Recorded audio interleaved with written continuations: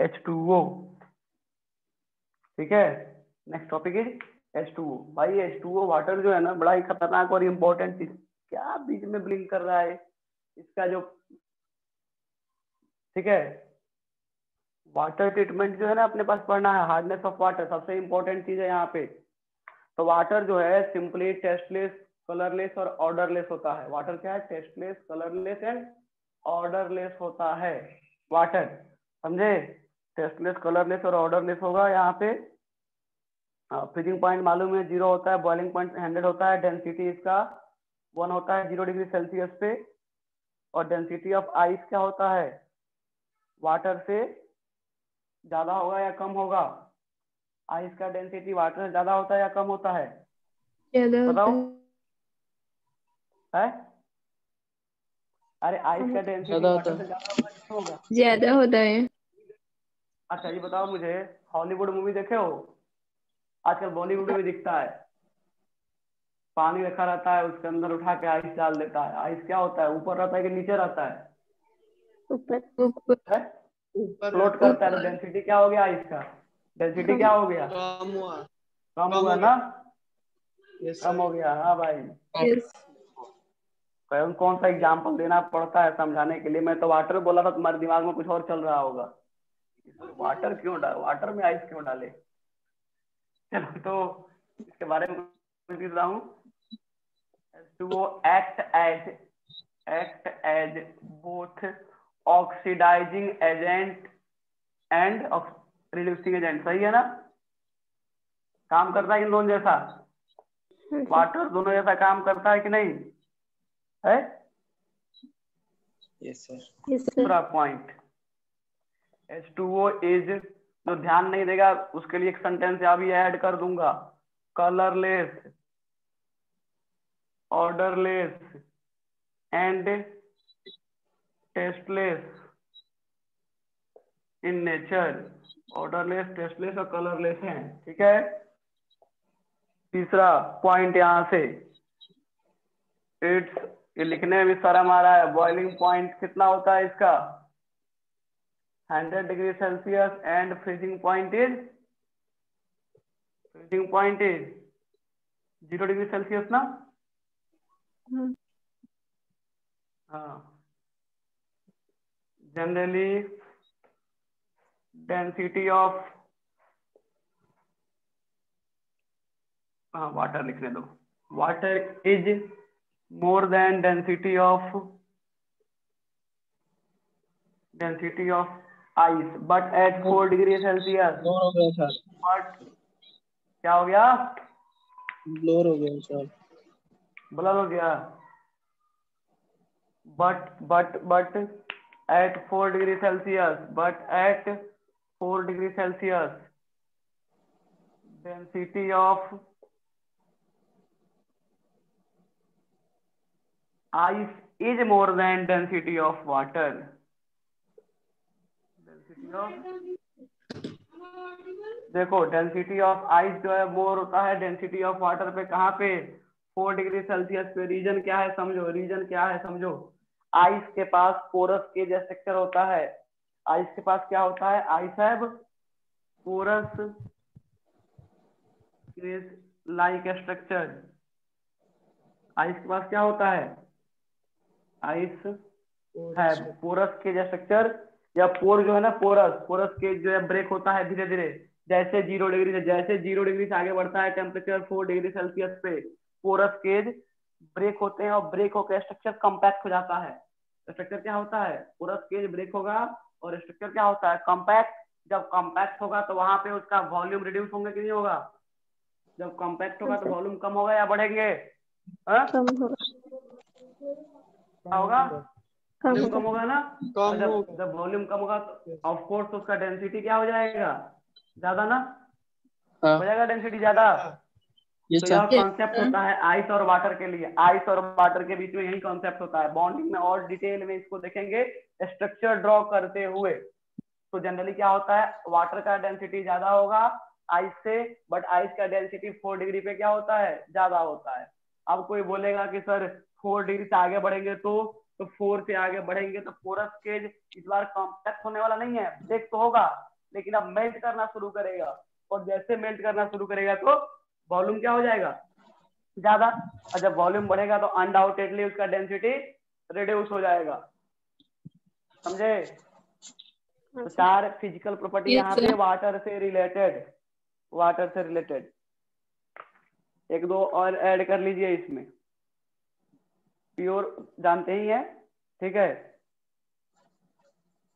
लिखो next point, in absent of hydrogen bonding,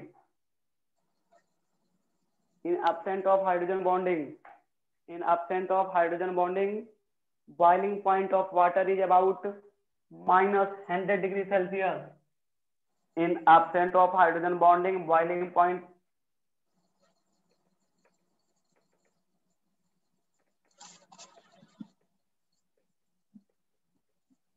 hydrogen bonding, its boiling point is about -100 degree Celsius, -100 हो गया।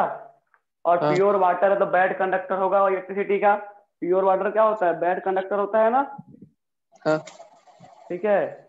और जैसे जैसे तो उसमें इम्प्योरिटी आएगा, कंडक्टिविटी बढ़ता है, क्योंकि वहां पे डिग्री ऑफ आयोनाइजेशन क्या होता है प्योर कंडक्टर का, वेरी लो। काम का चीज लिखो, हार्डनेस ऑफ वाटर, क्या इंपॉर्टेंट है, हार्डनेस ऑफ वाटर। किसका माइक है भाई, कहाँ से आवाज आ रहा है बीच बीच में?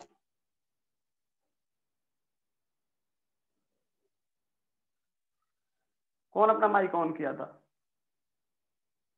चलिए लिखो इसमें, next one is hardness of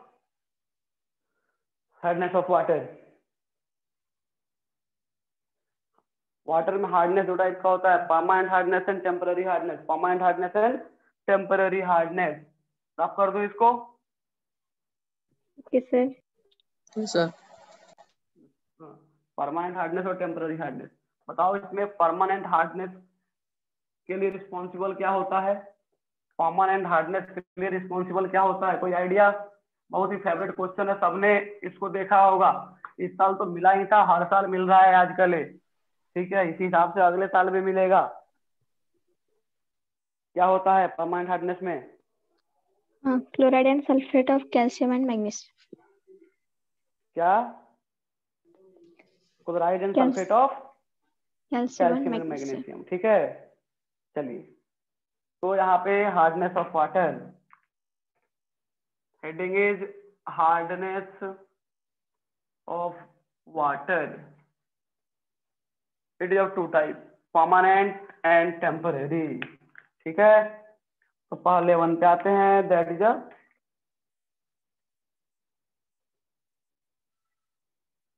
temporary hardness, ठीक है। फिर इन परमानेंट हार्डनेस, मार्क पर भी ना बीच में गोल हो जाता है। Temporary hardness is due to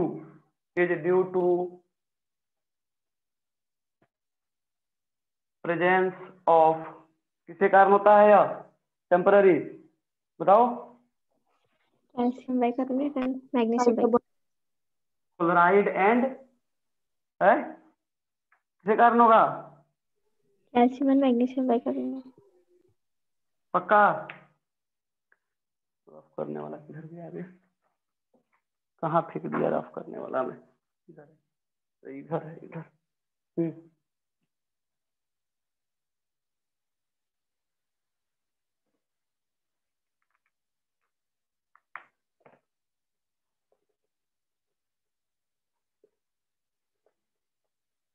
bicarbonate of, ये NMG ना, सही है reason? Yes sir. Temporary hardness is due to presence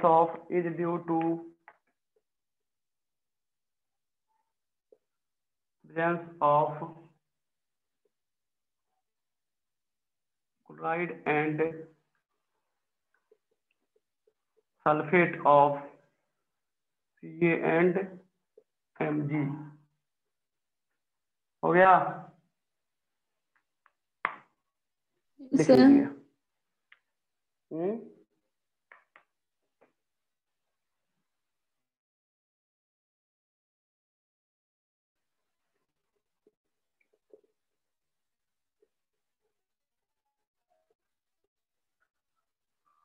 method of removal of hardness, method of removal of hardness, ठीक है। ये जो मेथड परमानेंट के लगेगा उसको टेम्पररी भी निकल जाएगा, बट जो टेम्पररी के लिए अप्लाई होगा वह केवल टेम्पररी के लिए होगा, परमानेंट अप्लाई उसमें नहीं हो सकता।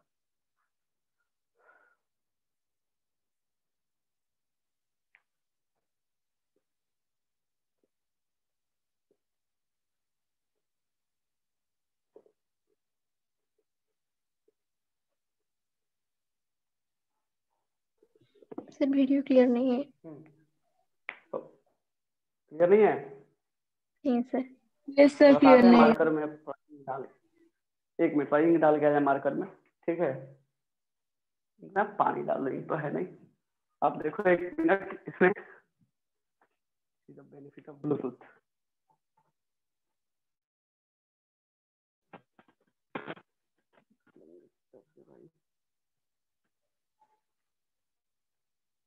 अभी क्लियर हो जाएगा।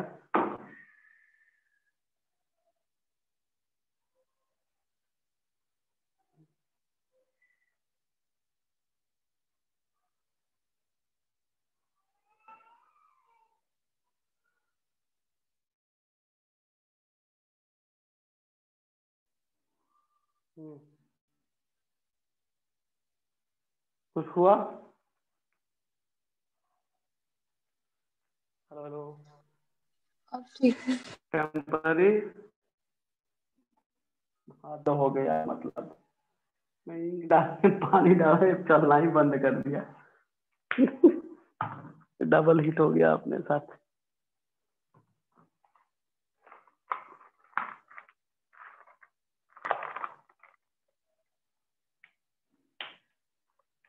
कोड नहीं डालना, रेड से ही लिखो, रेड दिख रहा है ना?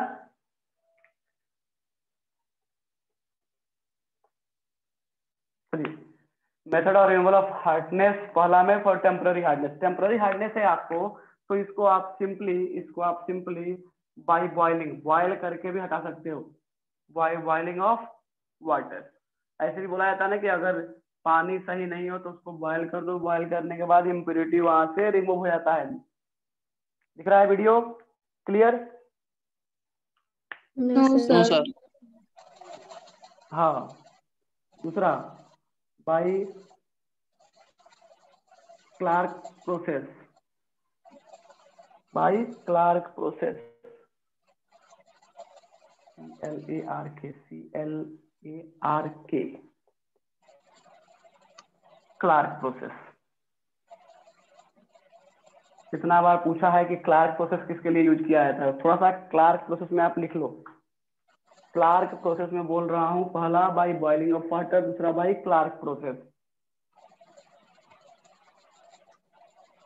बाय क्लार्क प्रोसेस, ठीक है। क्लार्क प्रोसेस में आप लिखो एक लाइन। अमित बिसोई कौन है भाई? अपना माइक तो ऑफ करो तो पहले। Amit,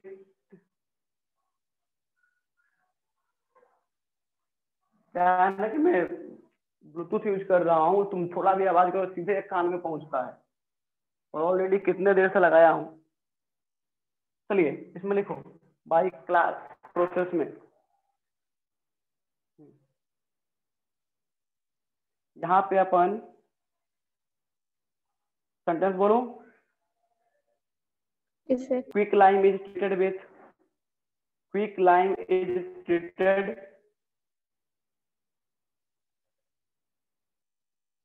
quick lime is treated with H2O to form slacked lime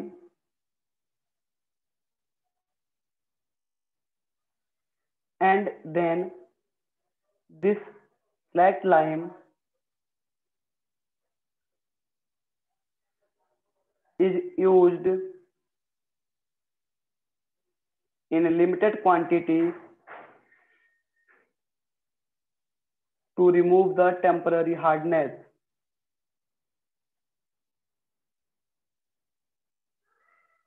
Temporary hardness.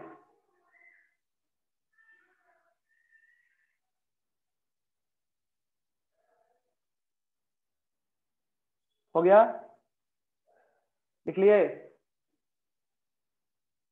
लिख लिए कि नहीं? हाँ, तो उसके नीचे क्या लिखो? If we use CaOH whole 2 select lime in excess quantity. If we use select lime in excess quantity,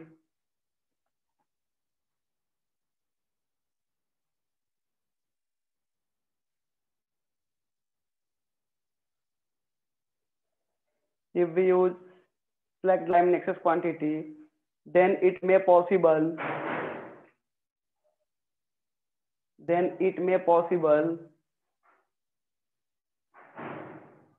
by absorbing CO2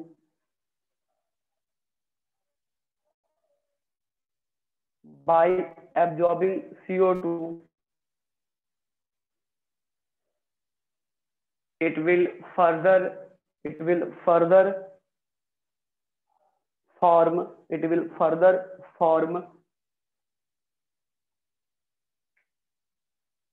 CaHCO3 whole twice, मतलब कैल्शियम बारबोनेट बन जाएगा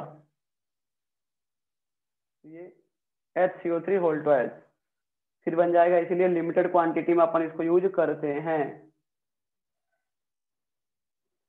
हो गया? कहने का मतलब है कि पहले अपन CaO लेंगे और साथ में लेंगे H2O, जिससे अपने बन जाएगा CaOH whole 2, और इसको लिमिटेड क्वांटिटी में यूज करेंगे। ठीक है, एक्सेस होगा तो फिर क्या बना देगा यहाँ से? बाइकार्बोनेट। चलिए, तो दो ही मेथड है। अब आ जाते हैं method for permanent hardness. Permanent hardness में जितने मेथड यूज होंगे सब के सब टेम्पररी के लिए यूज किया जा सकता है। ठीक है, बहुत पुराना एक क्लासिकल मेथड है, आज भी तुम देखोगे दूर दराज गाँव में देखने को मिलता है। ठीक है, पानी लेके जो आता है लोग ना नदी से, तालाब से, वहां पे खासकर नदी के किनारे वो लोग थोड़ा सा रेत बोलते हैं ना, बाली, उड़िया में क्या बोलते हैं? थोड़ा साइड कर देते हैं, हाँ बाली। हाँ, उसका देखते हैं कुछ टाइम बाद नदी से वहां पानी खुद छन के आता है, एकदम फ्रेश वाटर है, और उसको लोग लेके आते हैं घर पे, आते हैं ना, चूहा कहते हैं उसको। हाँ हाँ, जो प्रिंसिपल जो है ना, यह जो प्रिंसिपल है यह क्रोमेटोग्राफी के बेस पे है। क्रोमेटोग्राफी इसी के बेस पे, ऐसा बोला जाए तो कोई गलत नहीं होगा।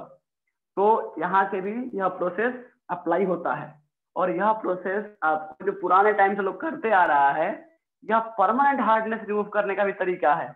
मतलब कि यहाँ से आपको जो वाटर मिलेगा परफेक्टली आपको एकदम पूरा प्योर वाटर मिलेगा, प्योर वाटर मिलता है। उसका एडवांस वर्जन आपके घर पे मिलता है, वाटर फिल्टर। देखे हो वाटर फिल्टर? आरओ नहीं, वाटर फिल्टर, उसके उसमें तेल लगा हुआ होता है, जो पहले व्हाइट कलर का होता है, यूज करते करते कैंडल, उसके बाद वो येलो कलर का होता है, देखे हो ना? अगर घर पे या जो फेंका हुआ है, उसको फोड़ना, कभी अंदर से रेत निकलेगा, सैंड निकलेगा अंदर से। वो जो कॉलम यहाँ बना होता है ना, ऐसे कॉलम आपको जो मिलता है एक इस टाइप का कॉलम, ऐसे कॉलम रहता है ना, अंदर उसको तोड़ोगे ना, अंदर से क्या अंदर सब में रेत फिल किया गया है। वह काम करता है पार्टीशन क्रोमेटोग्राफी के बेस पे, पार्टीशन क्रोमेटोग्राफी के बेस पे काम करता है। कोई भी क्रोमेटोग्राफी है, प्रिंसिपल एक ही है, पार्टीशनिंग एंड एब्जॉर्बिंग।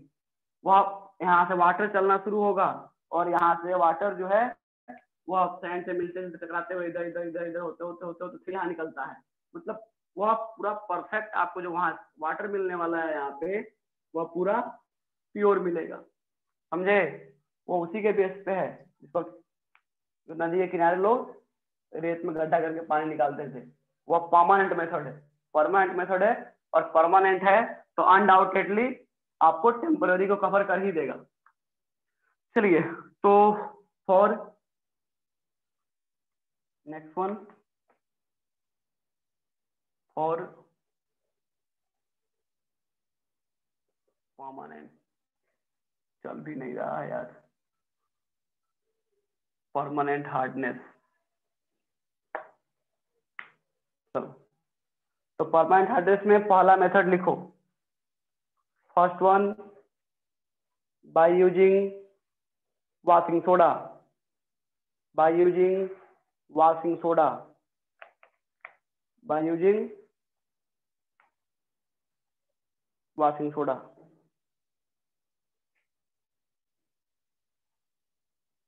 ओके, इसमें अपने पास क्या हो सकता है, क्लोराइड ना, CaCl2 फिर Na2CO3। अब यहाँ पे जो CaCl2 है, बताओ यह इम्प्योरिटी जो है वो डिजोल्व है वाटर में या नहीं है, वाटर में डिजोल्व है या नहीं है, सॉल्युबल है या नहीं है, बताओ मुझे। Answer yes sir. या वाटर में सॉल्युबल है ना।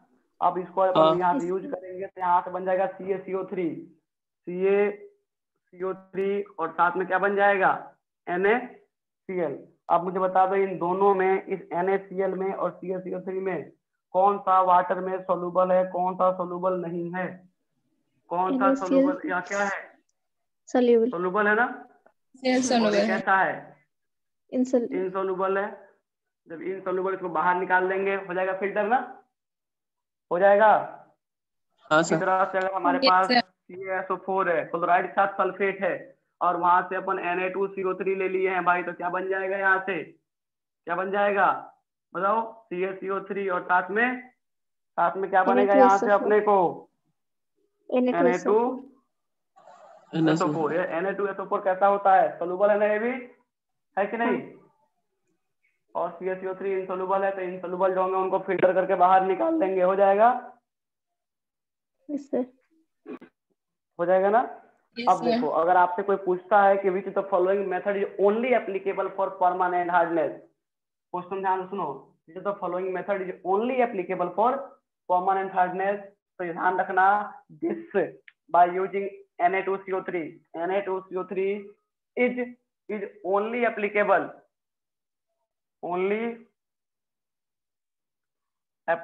for permanent hardness. लिख लो कहीं नीचे, ऊपर जहां लिखना हो, only applicable for permanent hardness, ठीक है, यह केवल परमानेंट के लिए लगता है। अब इसके नीचे लिखेंगे method for both, temporary and permanent. अब यहाँ जितने लिखने वाले हैं अपन, टेम्पररी और परमानेंट दोनों के लिए लगेगा। आपसे कोई पूछे कि केवल परमानेंट के लिए कौन सा है, तो वाशिंग सोडा वाला।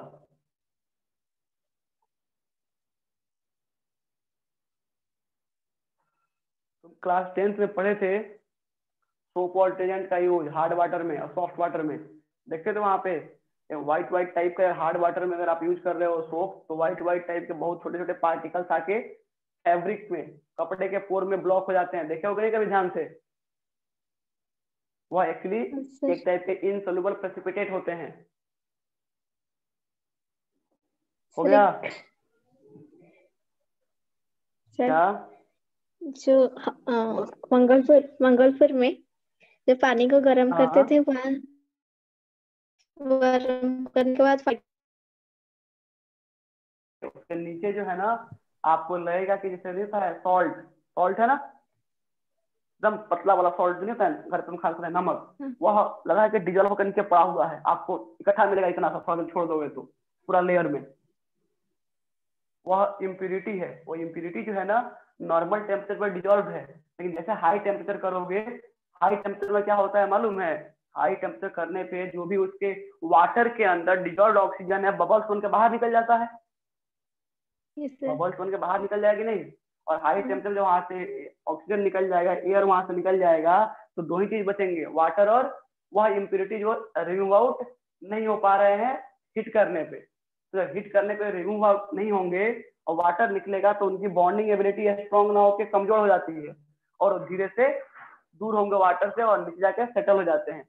इसीलिए बताया जाता है कि अगर वाटर सही नहीं है तो वाटर को पहले आप गर्म करो, फिर सारे छोड़ो, और फिर कॉटन से डबल लेयर कॉटन से, या फिल्टर पेपर से उसको फिल्टर करो, सारे इम्प्योरिटी बाहर निकल जाएंगे। आप कहीं के भी जहां भी अपन नॉर्मल वाटर यूज करते हैं, अगर 100 फीट तक है, 100-150 फीट तक है, आप फिल्टर आप हीट करके देखो, पक्का उसमें से पार्टिकल निकलेंगे आपको, ऑफ व्हाइट कलर के पार्टिकल नीचे मिलेंगे ही मिलेंगे। और आई थिंक सबने फिल्टर किया होगा कभी ना कभी भी। हो गया? Yes, sir.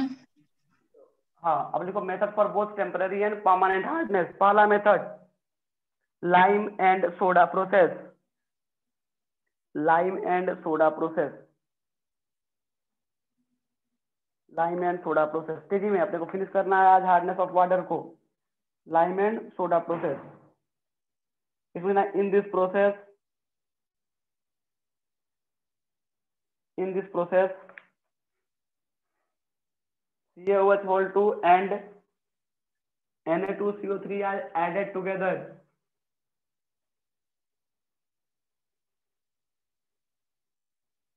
CaOH2 and Na2CO3 are added together in the hard water.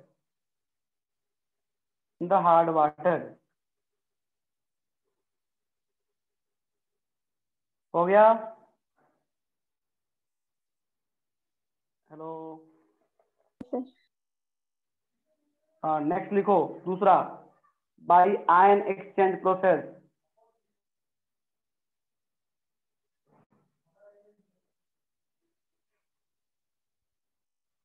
By ion exchange process, ion exchange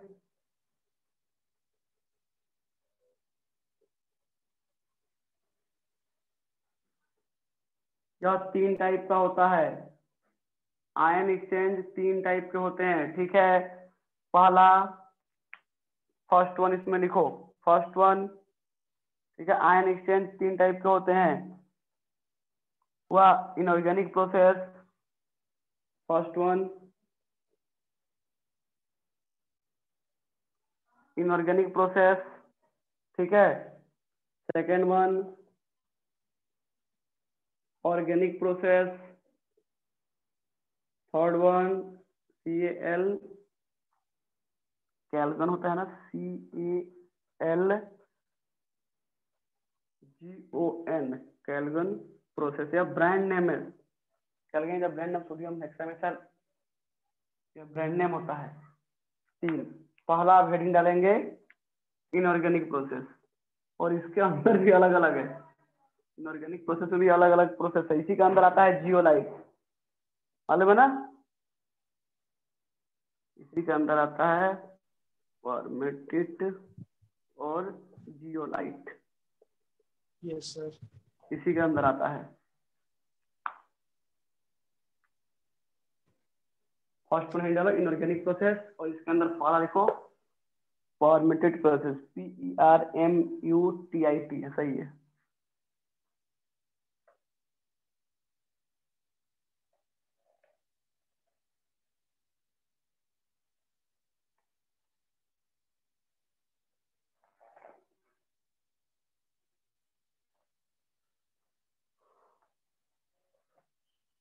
वह इनऑर्गेनिक प्रोसेस लिखे।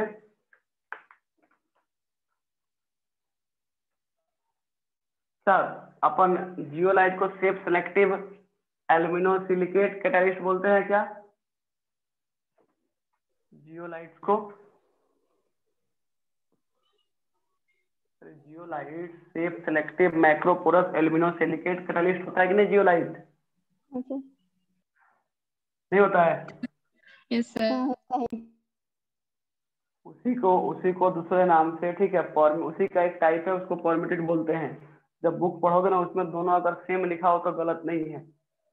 केमिकली इसमें लिखना परमिटेड प्रोसेस में, in this process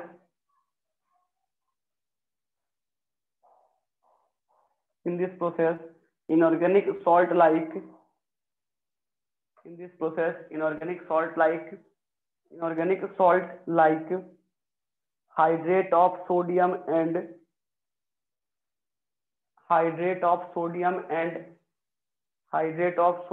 and aluminium silicate are used.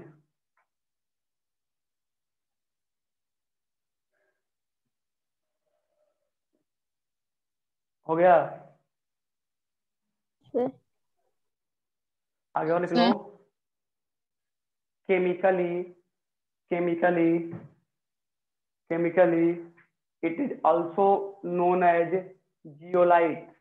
It is also known as zeolites.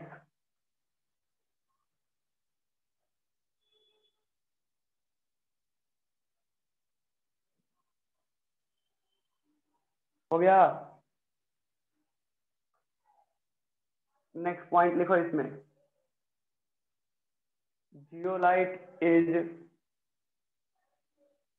Water softening. Zeolite is water softening agent. Water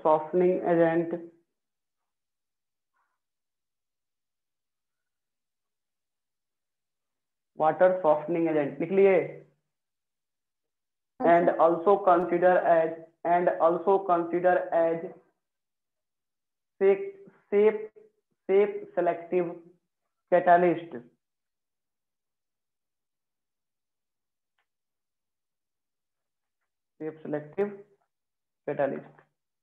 शायद last साल question आया था zeolite से, वाटर हार्डनेस ऑफ वाटर में zeolite के बारे में, जेई में 2019 में। कोई है कि जो 19 में जेई दिया था? तुमको तो याद भी नहीं रहता है, काहे के लिए पूछूं मैं? एग्जाम दे के आते हैं इस साल। Yes, इस साल sir. हार्डनेस ऑफ वाटर याद कौन सा था। क्वेश्चन था ना? Yes, sir. मेरे को मालूम है, मुझे कंफर्म जो है ना, कंफर्म 2012 से जितने भी एग्जाम हुए ना जेई नीट, लगभग सबका क्वेश्चन लगभग याद है कि कौन सा क्वेश्चन किस टाइम आया था। मतलब उससे पहले मेरे को नीट का पूछो, बता दूंगा मैं तुमको। 2000 से पहले से लेके तुम 2008-9 तक सब। थोड़ा सा बार बार अगेन एक ही चीज देखता है तो याद रहता है, आया था लास्ट टाइम में। नेक्स्ट वन इसमें लिखो, ऑर्गेनिक प्रोसेस। और ऑर्गेनिक प्रोसेस में दो टाइप होते हैं, cation exchange and anion exchange. Second one is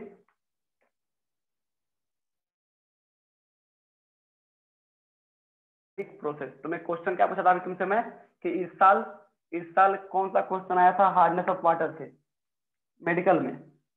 अभी रिसेंटली 1 महीना भी नहीं हुआ एग्जाम हुए, पूछा था ना कि टेम्पररी के लिए कौन रिस्पॉन्सिबल है, कि मैच कॉलम करना था। इस साल क्या क्वेश्चन था मेडिकल में? Yes, sir. Yes, sir. Maths column था। मैच कॉलम था। उसमें और भी ऑप्शन थे ना अलग अलग। हाँ सर। H2O2 का एक ऑप्शन था, एक Al2O3 का ऑप्शन था, एम्फोटेरिक ऑक्साइड था ना उसमें। हाँ हाँ, याद करना था। Neutral, amphoteric, basic. हाँ याद आया। हाँ देखो, वो मैं बोला ना कि उसको क्लिक कर रहा है दिमाग में, ऐसा था। और तुमको एक चीज बता रहा हूँ, चीज को जब तक तुम ये समझोगे ना, रटना है ना, कभी अंदर नहीं घुसेगा। ऐसे तो देख लिए, छोड़ दो इसको, नहीं याद रखना है, तभी 2 बार माइंड में घूम जाता है। अच्छा ऐसे था। आदमी एक बार पेपर देख लेता है तो याद रहता है। मैं तो एक बार पेपर देख लिया तो ऑलमोस्ट याद हो जाता है कि इसमें क्या क्या कहाँ पे था। और मेरे नोट्स जितने हैंड रिटन नोट्स है दिमाग में चलते रहते हैं। आंख बंद किए 1 मिनट या थोड़ा सोचे, ऐसे फट से क्लिक करता किधर पेज पे ऐसे लिखा हुआ था। और इसी तुमको दिखाऊंगा अभी मैं, जब ऑफलाइन आएंगे ना तो पढ़ते हुए क्लास में कितना बार बोलूंगा कि देखो इसके बाद वाला एग्जाम्पल यही है लास्ट साल के नोट्स में, उसके पहले वाले नोट्स में। और डेफिनेटली मिलेगा। क्यों? आदमी उस टाइप से ब्रेन को डेवलप करो थोड़ा सा, कि इसको लोड नहीं देना है, इसको स्मार्ट तरीके से हैंडल करना है। तब जाके आपके ऊपर थोड़ा सा लोड कम आएगा और आप उसको इजीली कनेक्ट करोगे। चलिए ऑर्गेनिक प्रोसेस में इसमें लिख लो, in this process always organic substance is used। ठीक है, यह 2 टाइप का होता है। पहला कैटायन एक्सचेंज। अब बताओ जो इम्प्योरिटी मिला है, जो इम्प्योरिटी अपने को मिला है, ठीक है, टेम्पररी है या परमानेंट हार्डनेस है, कोई भी हार्डनेस है, उसमें कैटायन प्रेजेंट है। और कैटायन क्या क्या है, Ca2+ और Mg2+ ना। कैटायन क्या है, Ca2+ और Mg2+ है ना, यस सर। है कि नहीं? अच्छा तो लिखो हाँ इसमें sir. Exchange exchange only only hard cation, exchange only hard cation, exchange only hard cation, okay, like Ca2+ and Mg2+, okay, Ca2+ and Mg2+, पक्का। चलिए इसको रिप्लेस करने के लिए अपन ले लेते हैं यहाँ से H+। फॉर एग्जाम्पल हमारे पास RCOOH है, क्या ब्रेक होगा तो क्या हो जाएगा, COO- एंड H+ लिख दूंगा, ऐसे चलेगा, सही है, यस सर। होगा ना ऐसे। अब एक काम करो, अपने को लेना है Ca2+, तो कितने मॉलिक्यूल लेना पड़ेगा, 2 मॉलिक्यूल ऑफ RCOOH ना, यस सर।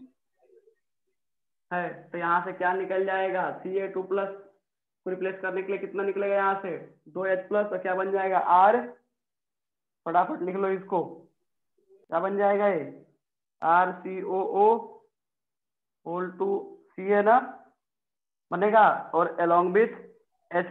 थोड़ा सा तुम बायो भी पढ़े हो, मुझे इतना बता दो, यहाँ जो H+ बनने वाला है, H+ या वाटर में सोल्यूबल होगा या नहीं होगा, या सोल्यूबल होगा या नहीं होगा, है कितना, तो क्लियर है ना कि प्रेसिपिटेट बनेगा। हाँ। अरे तुम जब पढ़ते हो, यस सर। ओ क्या बोलते हैं, ग्लोमुलर फिल्ट्रेशन रेट, जहाँ तक तो GFR की बातें करते हैं, वहां पढ़ते हो ना कि सब कुछ फिल्टर हो जाएगा एक्सेप्ट H+ को छोड़ के, पढ़ते हो कि नहीं ह्यूमन फिजियोलॉजी में, सब कुछ को फिल्टर कर दो, लेकिन इसको फिल्टर नहीं करना है, H+ को। अगर ये फिल्टर हुआ ना तो कहानी गड़बड़ हो जाएगा। पर लीटर जो तुम्हारा 1 पर आवर, नहीं, एक दिन में शायद 180 लीटर फिल्ट्रेशन होता है, कितना होता है किडनी के थ्रू, एक दिन हाँ में सर। कितना फिल्टर होता है, नहीं होता है ना। Yes sir. और लोग तुम्हें लानत है, बोलते का है नहीं हो, 180 लीटर फिल्टर करता है, उसमें अगर H+ निकला तो कहानी खत्म हो जाएगा, या H+ सोलूबल होगा, यहाँ से क्या निकल जाएगा इंसोल्फा में, कैल्शियम कंपाउंड। दूसरा लिखो यहाँ पे एनायन एक्सचेंजर, कैटायन हो गया, अब एनायन एक्सचेंजर या एनायन एक्सचेंज दोनों सेम है। यहाँ पे लिखेंगे अपन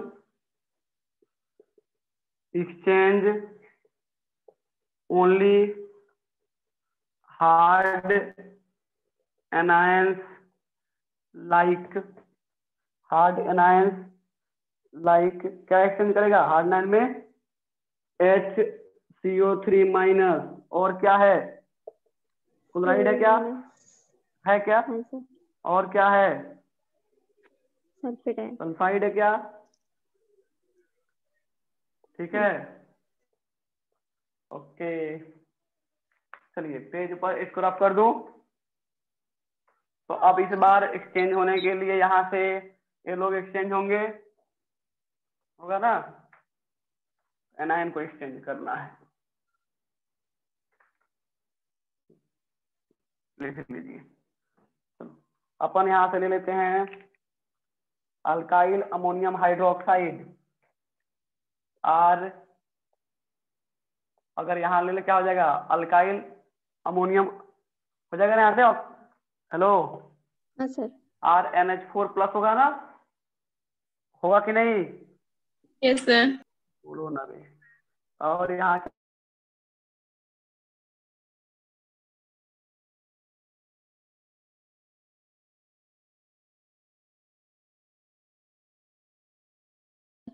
वो सही है, सही है, उसको अध्याय मतलब 5 बॉन्ड लिखेंगे किसी से बनाने लगा वो है।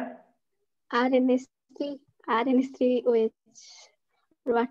हाँ ठीक है, चलिए तो अल्काइल अमोनियम हाइड्रोक्साइड यहाँ से लेंगे तो क्या बनेगा, RNH3 प्लस और OH माइनस। तो एनायन को एक्सचेंज करना है तो कौन पार्टिसिपेट करेगा, एनायन के लिए कौन आएगा यहाँ पे, OH माइनस होगा ना। वाटर में के बात कर रहे हो आप, वाटर में H प्लस है और OH माइनस है, मतलब काम का चीज है, इजीली सोल्यूबल हो जाएगा। लिख लो यहाँ पे, चलो Cl minus 2 molecule of Cl minus plus 2 molecule of RNH3OH minus हो गया। क्या बन जाएगा ये, क्या बन जाएगा यहाँ पे, अल्काइल क्या अमोनियम बन जाएगा यहाँ पे, NH3Cl। NH3Cl ना, मतलब NH3 यहाँ से प्लस था और Cl क्या था माइनस, along with क्या बनेगा, बोलो तो OH माइनस। क्या, OH only minus. OH minus, पक्का कि और कुछ होगा इसमें,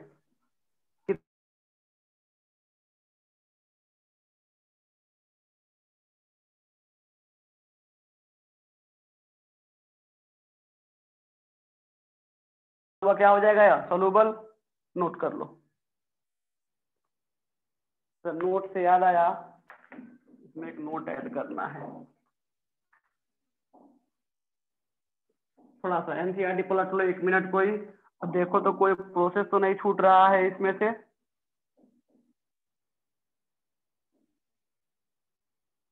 कोई एनसीईआरटी पलट लो, कोई प्रोसेस छूट रहा है क्या यहाँ पे, सर कैलगन मेथड। हाँ वो तो सर है, वो तो अभी पढ़ा रहा हूँ, कैलगन मेथड है, हाँ कैलगन है अभी, उसके अलावा है,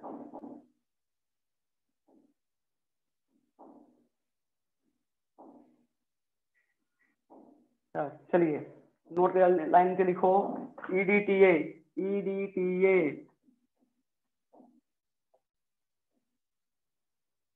EDTA also used to remove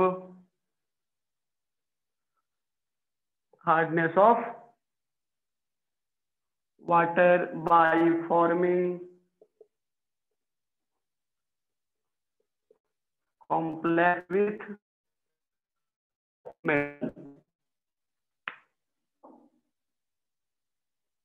EDTA बड़ा काम का चीज है, खासकर हम लोग के स्टडी में, मतलब हम पढ़े टॉक्सिकोलॉजी पढ़े हैं ना यहाँ पे, पॉइजनिंग ट्रीटमेंट में EDTA बड़ा काम का होता है। कोई जहाज पॉइजन ले लिया है तो EDTA उसको देते हैं वोमिटिंग कराने के लिए, कॉम्प्लेक्सिंग एजेंट है, सारा पॉइजन को खींच के शरीर से एक जगह इकट्ठा कर देता है by the process of adsorption.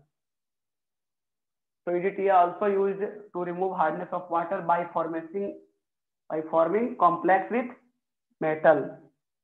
हो गया है, Yes, sir.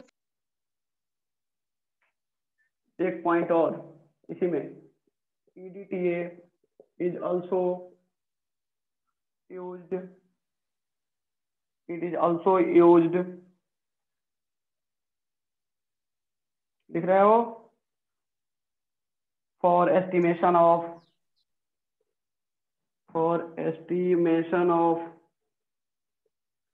hardness of water volumetric analysis के थ्रू अपने को पता लगाना हो, हार्डनेस ऑफ वाटर को एस्टिमेट करने के लिए, ध्यान दो कहाँ यूज करते हैं इसको, हार्डनेस ऑफ वाटर को एस्टिमेट करने के लिए। पता लगाना अलग चीज है, रिमूव करना अलग चीज है, समझे। यहाँ पे क्या है, रिमूव करेगा हार्डनेस को, यहाँ पे एस्टिमेट करेगा, दोनों के लिए यूज किया जाता है EDTA को। क्लियर, क्लियर हुआ। Third one is Calgon method या प्रोसेस।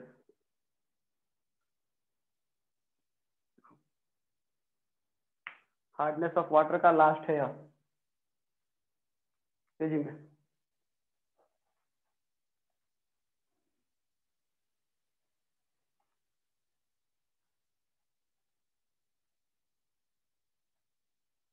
बोलो इसमें एक लाइन।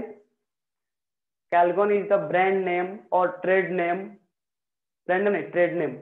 Calgon is the trade name of, Calgon is the trade name of sodium, sodium hexa, sodium hexametaphosphate, sodium hexametaphosphate.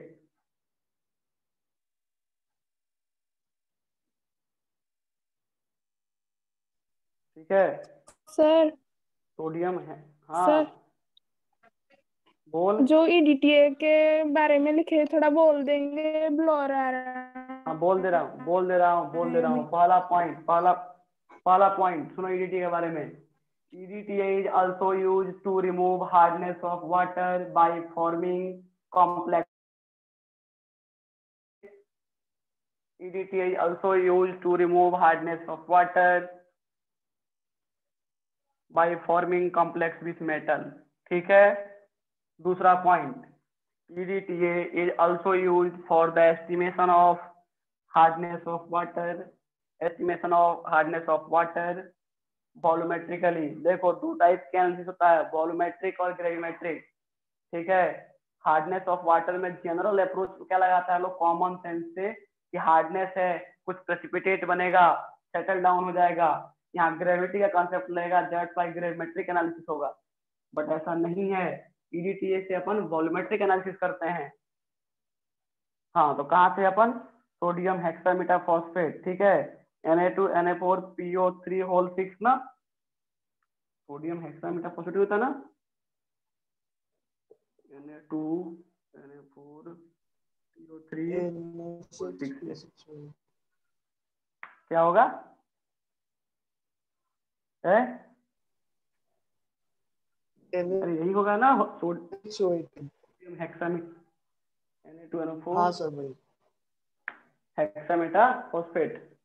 ठीक है। नेक्स्ट पॉइंट, तो कैलगोन ट्रेड नेम होता है सोडियम हेक्सामेटाफॉस्फेट का, इसमें लिखो। Next point, the Ca2 plus and Mg2 plus ion present in hard water,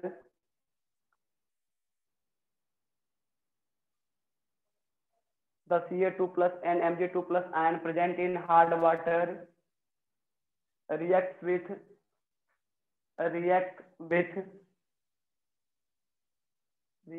Calgon, मतलब Na2NO4PO3 whole 6 react with Calgon to form complex anions,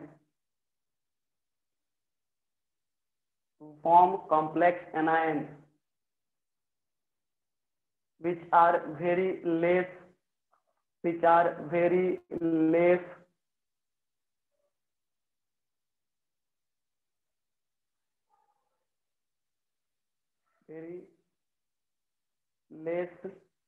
inactive, active ही नहीं, बहुत ही कम, आपको वेरी लेस नहीं, वेरी इनएक्टिव कर दो, वेरी इनएक्टिव, ग्रामेटिकली गलत हो जाता है, very inactive. So do not form precipitate with soap, do not form precipitate with soap. जो बच जाते हैं उसको उठाकर फिल्टर कर दिया जाता है। तो यहाँ से इसके रिएक्शन नोट कर लो।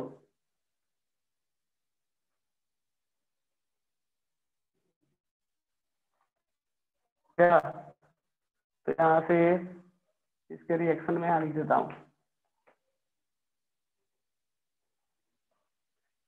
Na2NA4PO3 whole 6 plus Ca2 plus,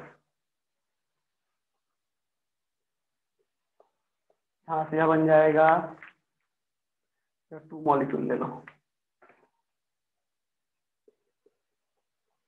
Na2Ca2PO3 whole 6 and 4 molecule of Na plus. देखो तो बैलेंस है, बैलेंस है कि नहीं है? अच्छा